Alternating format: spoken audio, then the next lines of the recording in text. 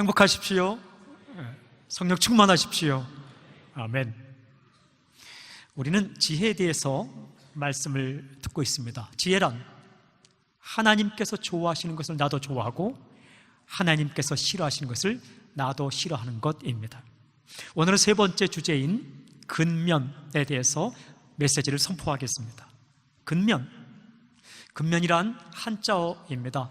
근이라는 것은 부지런할 근입니다. 부지런하다라는 의미입니다. 면이라는 것은 힘쓸 면자입니다. 여인이 아기를 낳을 때만큼 힘을 쓰다라는 의미를 가지고 있습니다. 그래서 근면이라는 것은 게으르지 않고 부지런하게 힘써 사는 것입니다. 오늘 메시지의 핵심은 이것입니다. 근면이 지혜이다. 그렇습니다. 근면이 지혜입니다. 성경은 부지런한 사람은 지혜로운 사람이며 게으른 사람은 어리석은 사람이다 라고 말씀하십니다. 사람이요, 게으른 사람은 아주 고생스러운 인생을 살게 됩니다. 잠언 15장 19절에 이런 말씀이 있습니다. 게으른 자의 길은 가시 울타리 같으나. 가시 울타리 아십니까? 게으른 자는 가시 울타리를 헤치고 나가는 것 같은 아주 어렵고 고생스러운 인생을 살게 된다라고 말씀하십니다. 자기만 힘든 게 아닙니다. 곁에 있는 사람도 힘들게 만듭니다. 잠언 10장 26절에는 이런 말씀이 있어요. 게으른 자는 그 부리는 사람에게 마치 이에 식초 같고 눈에 연기 같으니라. 게으른 사람은요, 이에 식초 같다라고 말씀하십니다. 식초, 신맛이 아주 강한 식초를 그냥 먹으면 어떻게 됩니까? 갑자기 눈이 작아집니다. 그리고 온몸에 막 소름이 끼칩니다. 심하면 이가 부들부들 떨립니다. 어떻게 합니까? 쉬어.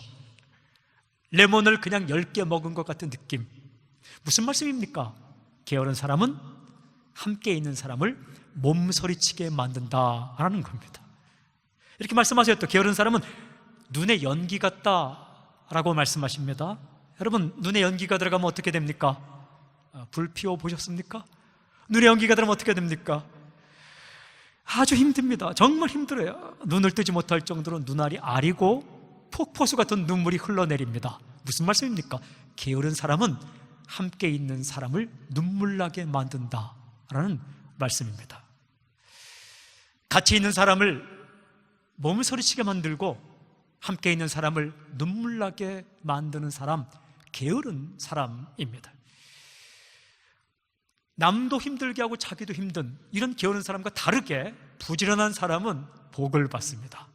잠언 10장 4절에는 이렇게 말씀하세요. 손이 부지런한 자는 부하게 되느니라. 또 잠언 12장 24절에는 부지런한 자의 손은 사람을 다스리게 되어도 라고 말씀하십니다. 손이 부지런한 사람은 부하게 되고 또한 리더 역할을 하게 된다라는 말씀이죠. 질문, 우리 어떻게 살아야 되겠습니까? 여러분, 게으른 사람을 살지 말고 부지런한 사람을 살기를 주님은 선포합니다. 오늘 우리는 로마서 12장 11절 말씀을 읽었습니다. 로마서 12장은 아주 중요한 장입니다. 왜냐하면 11장까지 구원을 얻는 도리에 대해서 말씀하신 이후에 12장부터는 예수 믿는 사람이 어떻게 살 것인가를 말씀하는 장이기 때문입니다. 12장 11절 우리에게 이렇게 말씀하십니다. 우리 함께 크게 읽도록 하겠습니다. 오늘 본문 말씀 로마서 12장 11절 함께 읽겠습니다. 시작. 부지런하여 게으르지 말고 열심을 품고 주를 섬기라. 이 말씀을 영어 번역본에서 여러 번역본이 있지만 이 구절을 가장 잘 옮긴 구절은 오늘은 킹 제임스 버전입니다. 이렇게 번역되어 있습니다. Not slothful in business. 바쁘게 살면서 게으르지 말라. Fervent in spirit. 영혼 안에 불을 품고 살아라. Serving the Lord. 주님을 섬기면서 살아라 라는 말씀입니다. 성령 안에서 살아가는 사람은 어떻게 사는가? 주님을 섬기는 사람은 도대체 어떻게 살아가는가? 부지런하라라고 말씀하십니다. 테스푸테, 게으르지 말라라고 말씀하십니다. 메 오코네로이. 이 규절을 제가 헬라어 원본과 여러 번역본을 참고로 해서 정확하게 알기 쉽게 이렇게 번역할 수 있습니다. 우리는 성령님 안에서 불을 품고 살아가는 사람들입니다. 우리는 주님을 섬기며 살아가는 사람들입니다. 게으르지 말고 부지런하십시오. 이런 내용입니다. 우리는 보통 사람 아닙니다. 성령의 불을 품고 살아가는 사람들입니다. 우리는 시시한 사람 아닙니다. 주님을 섬기는 사람들입니다. 그러니까 어떻게 살아야 됩니까? 부지런하고 게으르지 말라라는 말씀이 로마서 12장 11절 말씀입니다. 여러분, 하나님은 우리가 게으르지 않고 부지런히 살기를 원하십니다. 그래야 자신도 고생하지 않고 남도 고생하지 않게 만듭니다. 그래야 나도 행복하고 다른 사람도 행복하게 만들 수 있습니다. 질문이 한 가지 있어요. 가장 중요한 질문, 우리들이 부지런하게 살 수 있는 방법은 무엇인가? 우리가 부지런하게 살 수 있는 방법은 무엇인가? 다르게 말씀드리면 어떻게 하면 게으르지 않고 부지런하게 살 수 있는가? 오늘 메시지 핵심 질문입니다. 성경의 증언을 따라, 말씀의 증언을 따라 5가지로 선포하겠습니다. 첫째는 핑계를 대지 말라. 게으른 사람은요, 핑계가 참 많습니다. 어떻게 그런 핑계를 생각해냈는지 기가 막힌 핑계들을 생각해냅니다. 잠언 22장 13절에 보면 이런 말씀이 있어요. 게으른 자는 말하기를 사자가 밖에 있은즉 내가 나가면 거리에서 찢기겠다 하느니라. 이게 무슨 말씀입니까? 게으른 사람이 일하러 나가지 않는 데는 다 이유가 있다라고 자기가 설명하는 거예요. 그 이유가 뭡니까? 사자가 밖에 있다라는 것입니다. 밖에 나가면 사자에게 찢겨 죽을 것 같으니까 내가 나가서 일할 수 없다라는 말씀입니다. 여러분, 가진 핑계를 다 댑니다. 핑계도 될 만한 것을 대야지 이런 핑계를 댄다는 얘기입니다. 말도 안 되는 핑계를 대면서 일하지 않습니다. 여러분, 어느 멍청한 사자가 길거리에 헤매입니까? 그 멀쩡한 길에 사자가 있기 때문에 내가 나가면 찢겨 죽을 것 같으니까 일할 수 없다는 겁니다. 사람이 살아갈 때에 부지런히 살지 못하는 여러 장애물이 많은데 그 중에 가장 큰 장애물이 핑계입니다. 잠언 25장 읽어보면 5달란트, 2달란트, 1달란트 받은 사람의 이야기가 나오죠. 5달란트 받고 2달란트 받은 사람은 열심히 일해서 남겼습니다. 칭찬받았습니다. 1달란트 받은 사람은 일하지 않았습니다. 책망받았습니다. 악하고 게으른 종아. 근데 그 사람이 무엇을 합니까? 주인에게 핑계를 댑니다. 나는 주인의 마음을 잘 몰라서 일을 하지 않았습니다 라고 이야기합니다. 이 게으른 사람이 잘하는 것이 핑계입니다. 사랑하는 여러분, 삶의 태도를 바꾸십시오. 일할 수 없는 핑계를 찾지 마십시오. 일할 수 있는 이유를 찾으십시오. 그리고 일해야 하는 이유를 찾으십시오. 어떤 순간이 오더라도 일할 수 없는 핑계, 일하고 싶지 않은 핑계를 찾지 마시고 일할 수 있는 이유, 일해야 하는 이유를 찾으십시오. 그리고 행동하십시오. 하나님이 원하시는 삶입니다. 두 번째는 때를 놓치지 말라라고 말씀하십니다. 게으른 사람의 특징이 뭔지 아십니까? 일해야 할 때 일하지 않는다는 겁니다. 때가 다 지나가고 기회가 지나간 다음에 그제서야 정신 차리는 것, 이것이 바로 게으른 사람의 특징입니다. 잠언 20장 4절에 하나님께서 말씀하십니다. 게으른 자는 가을에 밭 갈지 아니하나니 그러므로 거둘 때에는 구걸할지라도 얻지 못하리라. 가을에라는 말을 영어성에는 in season이라고 번역하고 있습니다. 시즌에, 최근에 호주는 세일하는 시즌입니다. 그런 시즌이 있다는 거예요. 이스라엘은 가을이 씨 뿌리는 시즌입니다. 밭 가는 시즌입니다. 10월이나 11월이 되면 이스라엘 땅에 비가 내립니다. 이 비를 이른 비라고 말합니다. 4월에 내리는 비를 늦은 비라고 말합니다. 10월이나 11월에 이른 비가 내리면 땅이 촉촉해집니다. 그럼 밭을 갑니다. 그리고 거기에 씨를 뿌립니다. 그래야 다음 해 4월 달에 곡식을 추수할 수 있습니다. 그러나 밭을 갈지 않고 씨를 뿌려야 되는데 밭을 갈아야 되는 그 때를 놓치고 아무것도 하지 않으면 추수할 때 아무것도 없습니다. Nothing, 아무것도 없습니다. 성경은 선포합니다. 구걸할지라도 얻지 못하리라. 사람이요, 이 마음이라는 게 있어요. 일할 때 열심히 일했는데 그럼에도 불구하고 양식이 없으면 도와주고 싶어요. 근데 일할 때 일하지 않고 때를 놓치고 판판히 놀던 사람이 와서 때만 되면 도와달라고 하면, 구걸하면 도와주고 싶은 마음이 없는 거 아닙니까? 구걸할지라도 얻지 못하리라 라고 말씀하십니다. 살다 보면 일해야 할 때가 있습니다. 그야말로 시즌이죠. 딱 맞는 때, 적당한 때를 가리킵니다. 그때는 일을 하라. 그것이 부지런하게 사는 사람의 특징입니다. 찬송가 330장 2절은 이런 가사로 되어 있어요. 어두운 밤 쉬되리니 네 직분 지켜서 일할 때 일하면서 놀지 말아라. 낮에는 수고하나 쉴 때도 오겠네. 일할 수 없는 밤이 속히 오리라. 이 가사 가운데 두 번째 이 구절, 일할 때 일하면서 놀지 말아라. 참 우리의 선배들이 이 영어 찬송가를 얼마나 잘 번역을 했는지, 일할 때 일하면서 놀지 말아라. 일할 때 일하면서 놀지 말아라. 이런 찬양이 가슴에 팍 들어가고 정말 꽂히는 이 가사입니다. 일할 때는 일하고 놀지 말라는 말씀입니다. 영어 표현은 이렇게 되어 있어요. 일할 때는 열심히 일하십시오. 쉬는 날은 다가올 것입니다. 열심히 일하면 쉬는 날이 당신에게 선물로 다가온다는 말씀입니다.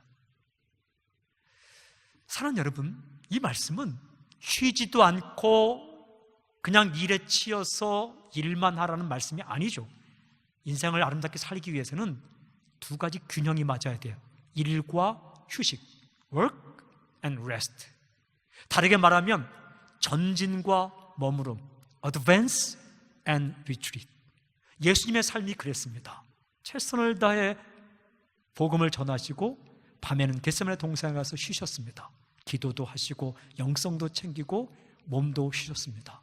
일과 휴식 혹은 전진과 머무름이 조화를 이루고 균형을 이루어야 건강한 인생을 살 수 있습니다. 그러나 그럼에도 불구하고 일해야 될 때가 있다는 거예요. 이 기회를 놓치지 말라라고 말씀하십니다. 공부도 때가 있습니다. 공부하는 것도 때가 있습니다. 어린 자녀들과 놀아주는 것도 때가 있습니다. 할 수 있는 때, 해야만 하는 때, 하고 싶은 때가 있는 겁니다. 복음을 전하는 것도 때가 있습니다. 왕성하게 일을 하는 것도 때가 있습니다. 지금 내가 하고 있는 일을 할 수 있는 때가 있습니다. 당신이 지금 하고 있는 일 천년만년 할 것이 아니라 할 수 있는 때가 있습니다. 그 기회가 지나가면 하고 싶어도 할 수 없는 때가 다가옵니다. 시간이라는 게 그렇습니다. 내가 보낸 것도 아니고 내가 떠나는 것도 아닌데 시간은 멀어져 갑니다. 사람이 그렇습니다. 내가 보낸 것도 아니고 내가 떠난 것도 아닌데 사람도 멀어집니다. 기회라는 게 그렇습니다. 기회라는 게 그렇습니다. 기회는 흘러가고 지나가고 멈추지 않습니다. 일해야 할 때, 내게 맡겨준 일, 그 일을 할 수 있을 때에 최선을 다해 부지런히 일하라 라고 성경에서 주께서 말씀하십니다. 세 번째는 잠에서 깨어나라 라고 말씀하세요. 게으른 사람의 특징 중에 하나가 잠이 많다는 겁니다. 아주 잠이 참 많습니다. 방바닥과 아주 킨합니다. 침대를 사랑합니다. 잠자리에서 일어나려고 하지 않습니다. 그 모습을 잠언 26장 14절은 이렇게 표현합니다. 문짝이 돌적이를 따라서 도는 것 같이 게으른 자는 침상에서 도느니라. Turns on his bed 되어 있습니다. 게으른 사람이 침대에서 이리 둥글 저리 둥글 하는 모습을 아주 재미있게 표현한 성경 구절입니다. 돌적이라는 것은 옛날 우리나라 말인데 문짝과 문틀을 연결하는 연결쇠를 말합니다. 문은 그 연결선을 중심으로 왼쪽으로 오른쪽으로 왔다 갔다 빙빙 돌게 되는 거죠. 마치 게으른 사람은 그런 모습으로 방에 있다는 겁니다. 침대 위에서 혹은 방바닥에 누워서 왼쪽으로 한 번, 오른쪽으로 한 번, 조금 심심하면 왼쪽으로 두 번, 오른쪽으로 두 번, 조금 더 심심하면 왼쪽으로 세 번, 오른쪽으로 세 번 왔다 갔다 돌기만 하지 일어날 생각을 하지 않는다는 거예요. 방바닥에 딱 붙어서 일어날 생각을 하지 않는다는 겁니다. 깨어나라라고 말씀하세요. 여러분, 그런데 물론 잠을 자는 것은 인간에게 아주 필요합니다. 잠은 굉장히 중요합니다. 건강을 유지하는데 수면만큼 중요한 것은 없습니다. 잠은 인생에서 꼭 필요한 것입니다. 잠잘 때 기억이 저장됩니다. 우리가 공부한 것도 언제 기억의 저장소 속으로 들어가는가, 기억의 스토리지로 들어가는가? 잠잘 때 들어갑니다. 잠자기 전에 여러분이 무엇을 읽었는가, 무엇을 생각했는가가 아주 중요합니다. 기쁜 일을 생각하고 좋은 책을 읽으면 그것이 기억의 저장소로 들어가서 양식이 되고 언젠가 여러분 인생으로 다시 나타나게 됩니다. 그러나 슬픈 기억, 무서운 것, 그리고 더러운 것들을 생각하고 자면 기억의 저장소로 들어갔다가 그것이 나타날 때는 인생을 망가뜨리죠.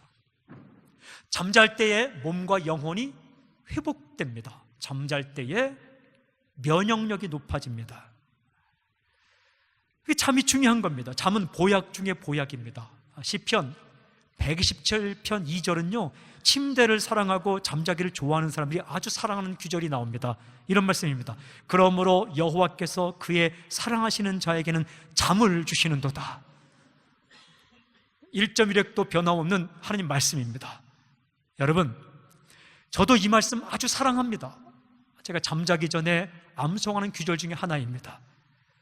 주께서 사랑하시는 자에게는 잠을 주시는도다. 여러분, 이 말씀의 뜻은 무한정 오랫동안 잠자게 하신다는 말씀이 아닙니다. 하나님은 사랑하는 사람에게 편안하게 잠을 잘 수 있도록 해주신다, 이런 말씀입니다. 불안해하지 않고 떨지 않고 무서워하지 않고 편안한 잠을 자게 해주신다라는 말씀이죠. 걱정하지 않고 단잠을 잘 수 있도록 지켜주신다라는 말씀입니다. 하나님께서 여러분에게 단잠을 주시는 놀라운 복이 임하기를 주님을 선포합니다. 이 말씀은 이렇게 번역할 수 있어요. 하나님은 그 사랑하시는 자에게 잠잘 때에도 주시는도다. 이런 복이 어디 있습니까? 이만한 복이 어디 있습니까? 하나님은 어떤 사람을 사랑하면 그가 잠잘 때에도 문제를 해결해 주신다 라는 말씀입니다. 이런 내용이에요. 기가 막힌 복입니다. 다시 한번 선포합니다. 불면증으로 시달리는 사람은 불면증이 깨끗이 나을지어다. 잠은 그렇게 중요한 거예요. 하루 평균 몇 시간을 자면 제일 좋은가? 사람마다 다릅니다. 학자마다 다르게 말씀합니다. 그러나 평균적으로 몇 시간을 자는 것이 적정 수면 시간인가? 보통 6시간에서 8시간 사이가 적정한 수면 시간이다라고 말씀을 하십니다. 근데 어떤 사람은요, 하루 4시간씩만 자는데도 거뜬하게 살아가는 사람이 있습니다. 얼마 전에 제가 어떤 사람을 봤는데요, 하루 2시간씩 자는데도 아주 건강하게 살아가는 사람을 봤습니다. 혹시 여러분 가운데 나는 3시간만 자도 거뜬하다, 2시간만 자도 거뜬하다, 4시간만 자도 거뜬하다, 그러면 혼자 그냥 그것만 알고 계시고 남들 모인 자리에서는 그거 말하지 마십시오. 그거는 특이한 체질입니다. 그냥 복받은 체질이니까 그렇게 사시고, 또 한 가지는 어쩔 수 없는 삶의 형편상 그렇게 살다 보니까 몸이 적응된 겁니다. 보통 사람은 6시간씩 8시간까지를 수면을 취해야 합니다. 최근에 학계에서는 잠을 한 번에 다 이어자지 않고 2번으로 나누어서 자도 괜찮다는 이론도 나왔습니다. 분할 수면이라 합니다. 4시간을 자다가 깨어나서 일을 하다가 나머지 3시간을 자도 효과는 마찬가지다라는 이론이 나왔죠. 잠이 그렇게 중요한 거예요. 여러분, 잠자는 시간만큼 행복한 시간이 어디 있을까요? 행복한 시간이에요. 그러나 잠이 보통 사람보다 유독히 많은 사람은 건강 이상을 체크해 봐야 되고, 그렇지 않으면 게으른 사람이라는 겁니다. 그런 사람에게 하나님께서 말씀하십니다. 잠언 6장 9절부터 11절, 게으른 자여, 내가 언제 어느 때까지 누워 있겠느냐? 내가 어느 때에 잠이 깨어 일어나겠느냐? 좀 더 자자, 좀 더 졸자, 손을 모으고 좀 더 누워 있자 하면 뇌 빈궁이 강도같이 오며 내 곤핍이 군사같이 이르리라. 이 말씀은요, 알람 울리는 그 휴대폰에 녹음을 해놓고 그 알람이 울릴 때에 이 음성이 나오면 아주 좋은 음성입니다. 게으른 자여, 내가 어느 때까지 누워있겠느냐? 이걸 제가 담임 목사의 목소리로 녹음해서 다 이렇게 보내주고 싶은 마음도 있었습니다. 사람마다 체질이 다릅니다. 새벽에 강한 사람이 있고 밤에 강한 사람이 있어요. 다릅니다. 그러나 평균적으로 잠을 자는 시간보다 월등하게 많다. 여러분, 본인이 판단해서 잠이 많다고 생각하는 사람은 일어나십시오. 적당하게 조절하십시오. 그렇게 해달라고 하나님께 기도하십시오. 나는 잠에서 깨어 일어나 있어도 할 일이 별로 없다. 이제 직장도 다 지금은 없고 일도 특별한 일도 없는데 깨어나서 더 심심한데 잠이라도 자야지라 생각하는 사람이 있습니까? 여러분, 일 많습니다. 찾아서 하십시오.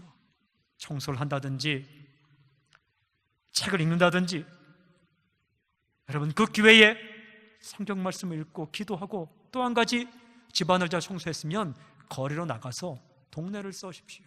동네를 쓸어요. 그리고 거울 보고 웃는 연습도 하십시오. 사람은요, 직업이 first, 먼저가 아닙니다. 살아있는 것이 먼저입니다. 살아있으면서 일을 하는 거지 일하기 때문에 살아있는 게 아니에요. 잠을 조절하고 할 수 있는 일 찾아서 하십시오.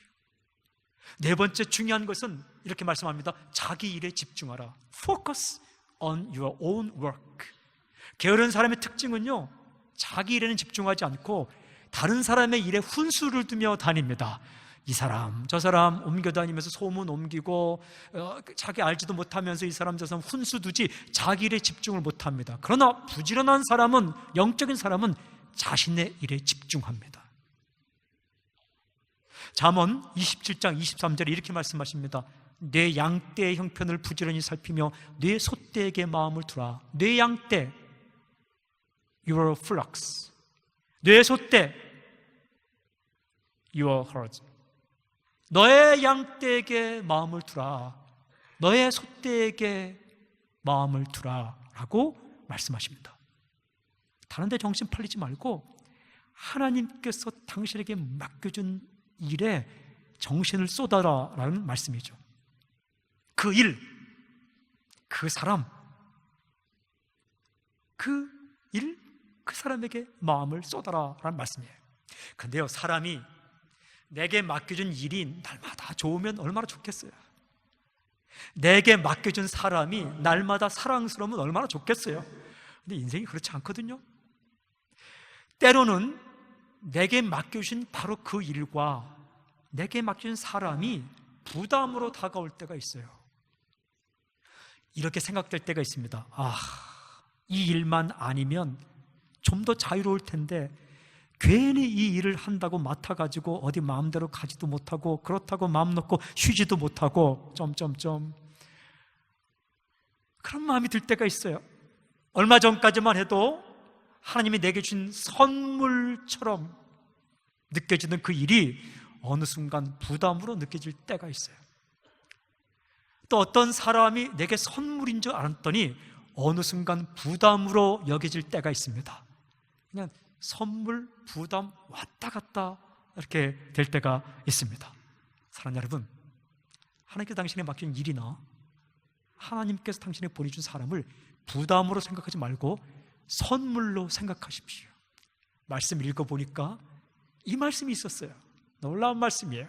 잠언 14장 4절, 소가 없으면 구이는 깨끗하려니와 소의 힘으로 얻는 것이 많으니라.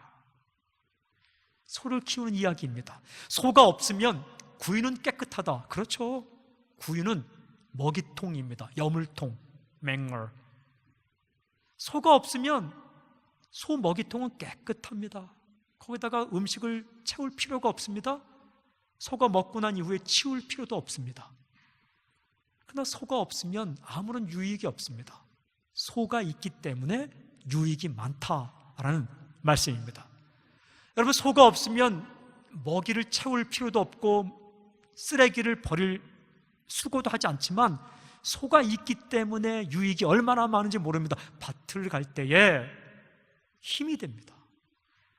새끼를 낳으면 금전적으로도 얼마나 도움이 되는지 모릅니다. 소 한 마리 있으면 송아지 한 마리 한 마리 낳을 때마다 자녀들 대학 등록금으로 다 이렇게 낼 수가 있는 겁니다. 무거운 것을 나를 때는 사람이 하는 것 몇 배 일을 합니다. 얼마나 유익한지 모릅니다. 도움이 됩니다. 그렇다는 거예요. 소가 없으면 구유는 깨끗하겠지만 소가 있기 때문에 얻는 게 많다. 여러분, 나에게 맡겨주신 일이 다 그런 겁니다. 그 일이 사라지고 그 일을 놓고 그 일을 하지 않으면 인생은 고상하고 깨끗하게 살 수 있습니다.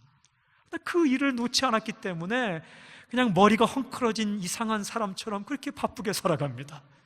사람이 그렇다는 거예요. 그 사람이 없으면 좀 인생이 고상하고 깨끗할 텐데 그 사람을 돌보느라고 내 인생이 얼마나 이렇게 그냥 그 어지러워지는지 모릅니다. 그러나 그 일 때문에 얻는 게 많은 겁니다. 돈도 벌죠, 보람도 느끼죠. 돈 버는 일이 아니면 존경을 받게 됩니다. 그 사람 때문에 얻는 게 많습니다. 여러분, 친구가 되기도 하죠, 말동무가 되기도 하죠. 때로는 당신의 그 아주 모난 성격을 잘 바꾸어주는 훌륭한 선생님이 바로 당신이 부담스러워하는 바로 그 사람입니다. 우리 점잖게 앉아있어도 솔직한 말을 한번 합시다. 우리 성격 그리 좋은 사람들 아닙니다. 근데 그 성격이 언제 잘 이렇게 아름답게 바뀌느냐? 좋은 사람 만나면 바뀌죠, 물론. 근데 힘든 사람 만나면 더 많이 바뀝니다. 강한 다이아몬드를 만나야 돌이 깎이는 것처럼 내가 감당할 수 없는 사람을 만나면 겸손하게 되고 부드럽게 되고 교만치 않게 되는 그런 일이 일어나는 거죠. 그러니까 여러분, 소가 없으면 구유는 깨끗할 텐데 라는 마음으로 이 일만 없으면, 이 사람만 없으면 생각하지 마시고 하나님 맡겨주신 일, 하나님이 맡겨준 사람, 기회 있을 때 잘 돌보십시오. 얻는 게 참 많습니다. 정말 자기 일을 충성스럽게 집중하다가 복받은 사람이 다윗입니다. 데이비드. 저는 다윗 좋아합니다. 하나님도 다윗을 좋아하셨습니다. 그는 직업이 무엇이었는가? 양떼를 치던 목자였습니다. 몇 번째 아들이냐? 8번째 아들입니다. 아들이 8명 있는데 8번째입니다. 사무엘이 이스라엘 왕을 세우려고 왔는데 이 다윗은 8번째이기 때문에 집에 있지 않고 들판에 있었습니다. 양떼를 지키려고 등판에 있었습니다. 이스라엘에 위기가 찾아왔습니다. 블레셋이 쳐들어왔습니다. 골리앗이란 사람이 나타났습니다. 골리앗의 키가 얼마가 되는가? 2m 80cm입니다. 2m 80cm.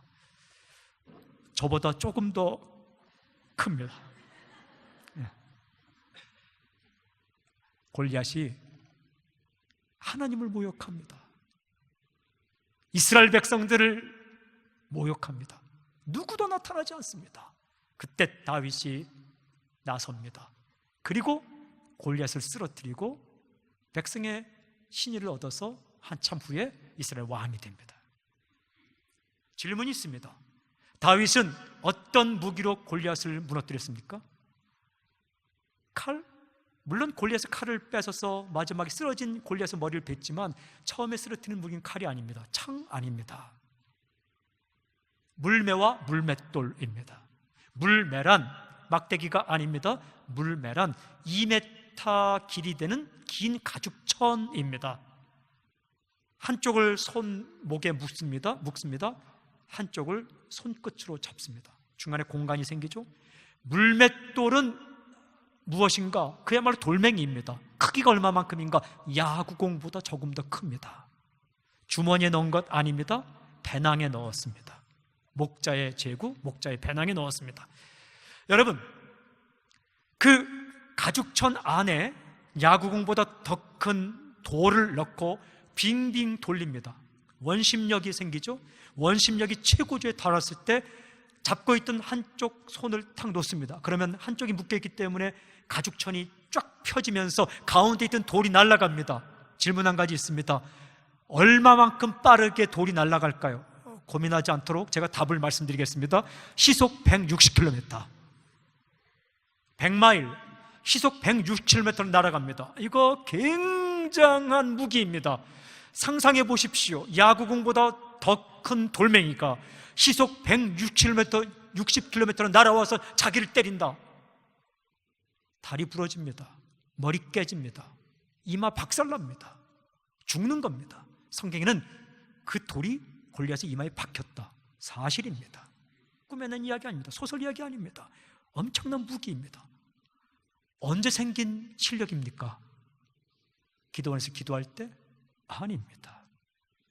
책 보고? 아닙니다. 다윗이 양떼를 지킬 때에 자기 자신에게 맡겨진 일을 부지런하게 성실하게 하기 위해서 늑대가 양을 움키려고 달려오면 그 늑대를 향해 오늘도 내일도 부지런히 성실하게 돌리고 던졌을 때에 생긴 실력입니다. 하나님은 그 실력을 사용해서 골리앗을 무너뜨렸고 그 실력을 사용해서 그를 이스라엘 왕으로 세우는 겁니다.